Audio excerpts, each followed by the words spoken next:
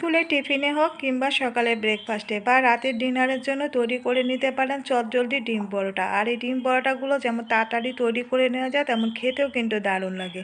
আর এই গরম গরম ডিম পরোটাগুলো বানানোর জন্য প্রথমে আমি ময়দা মেখে নেব। একটা মিক্সিং বোলের মধ্যে আমি প্রথমে কিছুটা ময়দা নিয়ে নিচ্ছি, আর এখানে আমি 300 গ্রামের মতো ময়দা নিয়েছি। এখন এর মধ্যে দিয়ে দিলাম একটু নুন আর দিয়ে দিচ্ছি রিফাইন তেল। আমি এখানে 4 চামচে 3 চামচের মতো রিফাইন তেল দিয়েছি। এখন রিফাইন তেলটা দিয়ে ময়দাটাকে প্রথমে ময়ান দিয়ে নেব।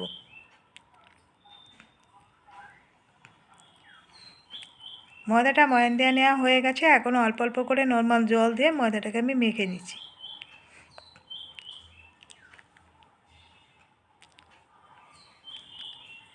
সাধারণত আমরা লুচি বা পরোটা তৈরি করার সময় যেরকমভাবে ময়দাটাকে মাখি সেরকমভাবে ময়দাটাকে মেখে নিতে হবে। ময়দাটা মেখে নেওয়া হয়ে গেছে। এখন এটাকে ঢাকা দিয়ে আমি 10 মিনিটের মতো রেস্টে রেখে দেবো। যদি হাতে সময় না থাকে রেস্টে রেখে দেওয়া, সেক্ষেত্রে হালকা ঈষদুষ্ণ গরম জল দিয়ে ময়দাটাকে মেখে নিলেই হবে। এখন 10 মিনিট হয়ে গেছে। 10 মিনিট পরে ময়দাটাকে আরও একবার মেখে নিচ্ছি। নিয়ে থেকে আমি লেচি কেটে নেব।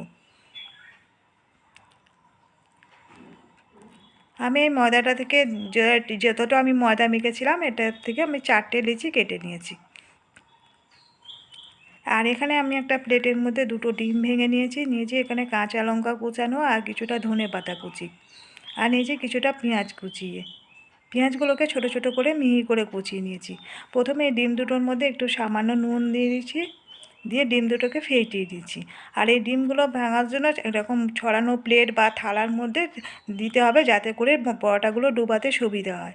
এখন এর মধ্যে দিয়ে দিচ্ছি কিছুটা পেঁয়াজ কুচানো, কিছুটা দিয়ে দিচ্ছি ধনেপাতা কুচি আর কাঁচা লঙ্কা কুচি।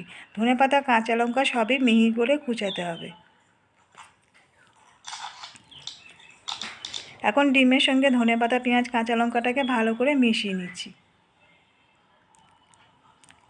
আর এই 2টো ডিম দিয়ে 4টে পরোটা হবে, যদি ডিমের সাইজটা একটু বড় হয়। আর ছোট ছোট ডিম হলে 4টে পরোটা হবে না কিন্তু। এখন একটা লেচি নিয়ে আমি রুটির মতো করে পাতলা করে বেলে নেব। যেরকম সাথে রুটি তৈরি করা সেরকম রুটির মতন করে আমি বেলে নিচ্ছি।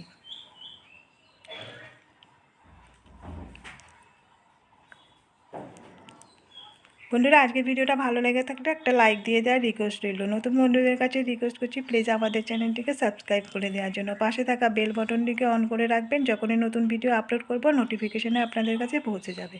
একটা রুটি আমার বেলে নেওয়া হয়ে গেছে। এখন একটা তাওয়ার উপরে কিছুটা রিফাইন তেল দিয়ে দিলাম।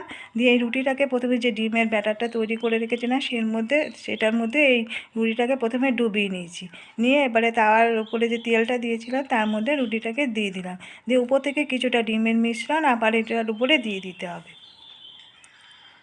যাতে করে পেঁয়াজ কাঁচা লঙ্কা ধনেপাতা সবগুলো যাতে উপরে লাগে সেরকমভাবে চামচে করে করে তুলে নিয়ে দিয়ে দিতে হবে।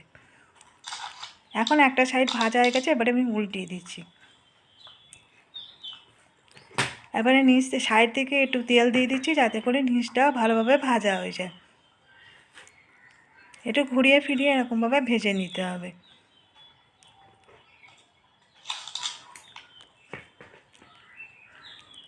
একটা সাইড হয়ে গেছিলো, আবার উল্টিয়ে দিয়েছিলাম। দিয়ে এখন আমি এই পরোটাটা ভাজা হয়ে গেছে তুলে নিয়েছি।